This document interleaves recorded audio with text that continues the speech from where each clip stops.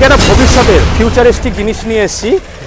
এখন আর কিন্তু কৃষক ভাইদের জন্য ইলেকট্রিকের কোনো আমাদের বসাতে হবে না পাম্প, যে 6 লাখ টাকা আমরা খরচা করলাম, আবার মাসে 40 থেকে 50 হাজার টাকা বিল আসছে। মোটামুটি এখন আমি মালিককে পেয়ে গেছি। দাদা কোথায় এসছি আজকে আমাকে একটু বলো তো।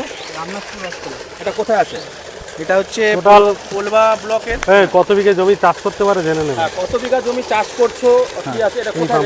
এই জায়গাটা হচ্ছে পোলবাদাতপুর ব্লক, গ্রাম পঞ্চায়েত, রামনাথপুর রথতলা। আচ্ছা, তো দাদা এখানে তুমি কত বিঘা জমি চাষ করছো, কিরকম? আলু চাষ করা হয় আমাদের বিঘে 15 হবে ভালো হবে। আচ্ছা, আর আপনার অফ সিজন বলতে যেটা খরার সময়, সেখানে প্রায় ধরুন কম বেশি হলে 25 থেকে 30 বিঘে চাষ করা যাবে। দাদা কারেন্টের বিল তো একদমই আসছে না, কারেন্টের বিল তো আর কোনো খরচাই নেই। কারেন্টেরও কি বসানো আছে দাদা?